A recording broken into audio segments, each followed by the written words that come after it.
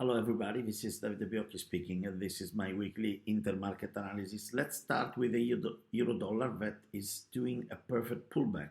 So the price, the breakout went through was 1.107 and it was, let's say, the breakout of this very long-term, long period sideways that lasted months and months, starting as it was before the beginning of 2023.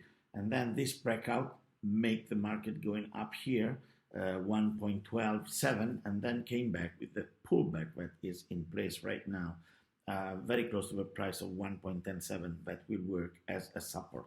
Why is the market doing this pullback? Well, this is because today in the morning, the purchasing manager index that exit in Europe were very bad, especially the one in Germany where the manufacturers is really important, relevant, and was very bad as a result. Below 30, exactly 38.8, so very low level. And immediately after, the market thought that probably the ECB will not remain hawkish for a long time after the Fed will end the period. So, in a certain way, this is the market coming back for that. This has an impact also on the commodities for sure. And let's see here that the gold came back, arrived very close to 1,980, that more or less is the resistance up here, and came back. So we have two ranges right now. The first one is 1,980 to 2,080, more or less 100 point up here. And the other one is 1,900 to 1,980, so another 80 point here, so $80 I mean. So this is quite interesting and quite relevant, and an impact we also have on the price of the crude oil. The crude oil was able to arrive here and is back in the previous range, which was 72 to $82 per barrel. There was another one later that we can clearly see here, and right now a close above this level could cause, let's say, a movement that can even go here to $82.5, $83. That is more or less the sideways that went through for a long time. So very interesting situation here.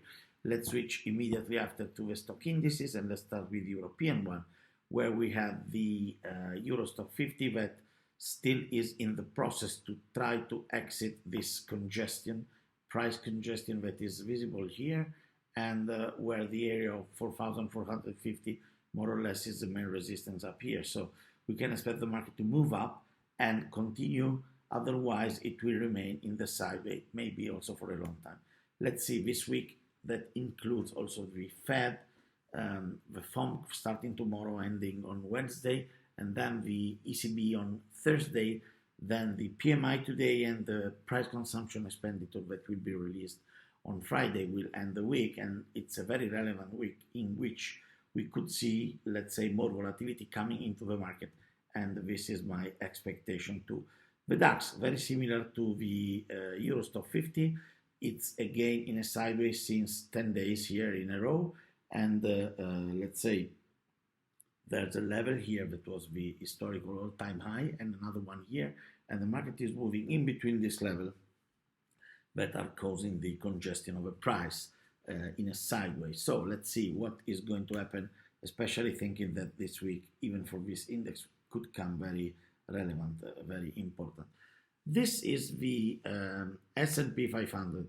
Did very well last week, and let's say at the end on Thursday and Friday, some, let's say, some bad candles came, but if we look at this way, it seems that we have still the possibility to go up there.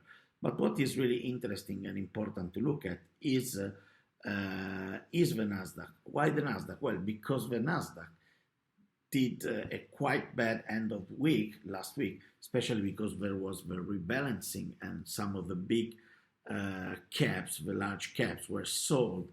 So that was very interesting. But if we go for the weekly chart, it's very important to see here that there was a quite bad candle here. It's a shooting star that is part of a potential pattern that could end during this week. And if it will be, we can expect the market even to come down. So what is coming from this weekly chart? Up here, very interesting, the market will be so strong. So above 16,000, very interesting and relevant.